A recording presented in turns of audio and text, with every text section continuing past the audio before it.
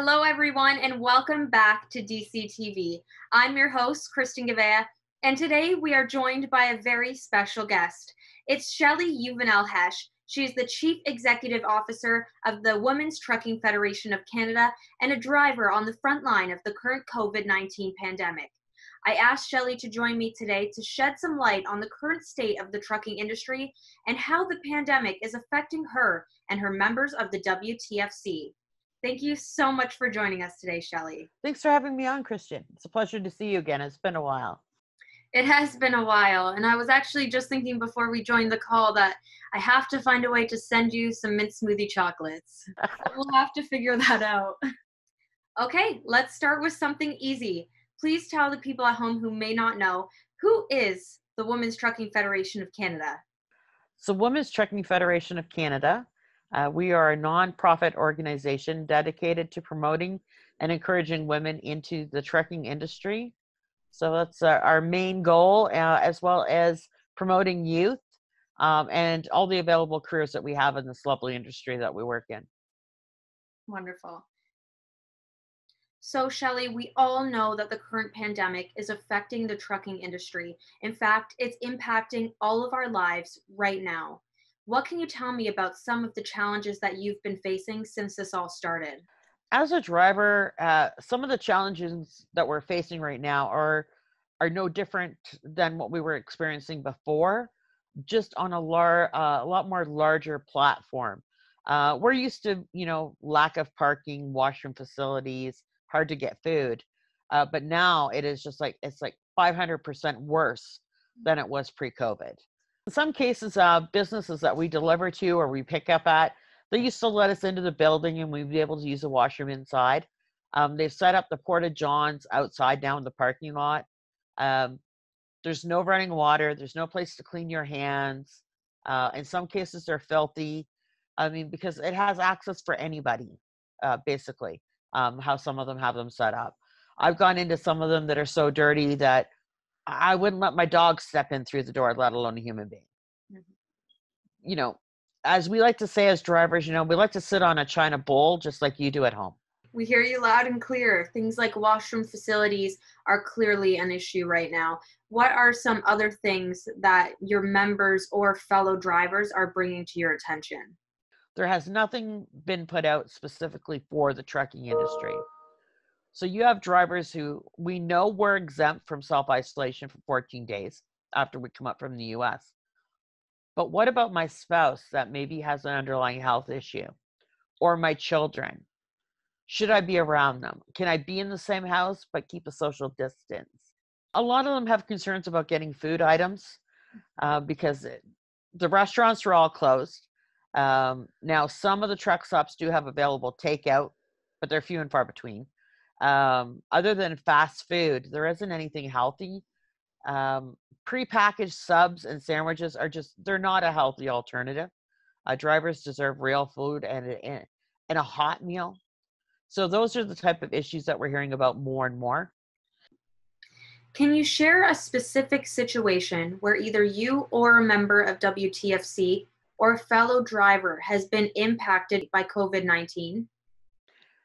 I had a young lady that had reached out to me that was down in the US that was displaying symptoms of COVID-19 and in turn ended up getting a very high fever from this.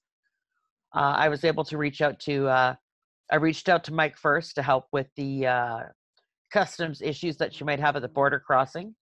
Then when we couldn't get good answers for her from 4 different public health offices, I reached out to Premier Doug Ford and got this lady the help she needed. Thank you so much for sharing that story. I'm sure a lot of people at home are wondering the same thing as I am. What exactly did that care look like? She ended up going to a facility that the government of Canada had set up as a quarantine facility. And when she arrived there and was tested, the Red Cross is in there, nurses are in there. So she was very well looked after. She finally got her 2 negative tests in a row and was let go so that she can do some more recovery at home. I'm so happy to hear that she's in full recovery. I know it's really important to me to hear stories like that. Success stories really do give us hope moving forward. So, we've spent some time addressing the current issues that are happening. What are some things that people in the community can do to help and support drivers?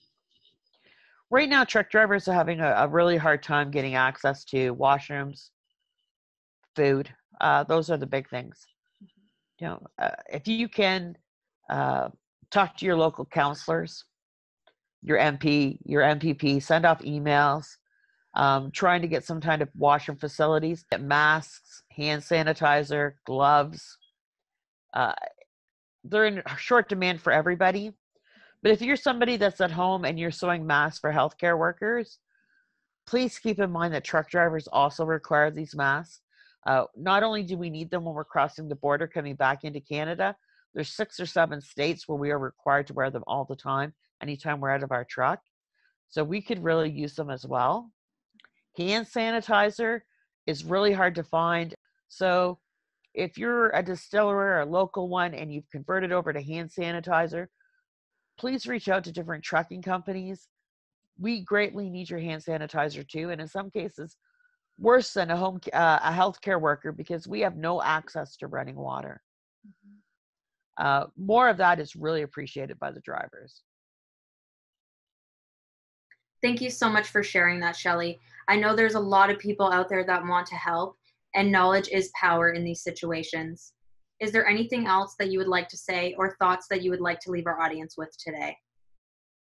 I think people really fail to see that basically the only thing that doesn't come on a truck or isn't delivered by truck is a baby.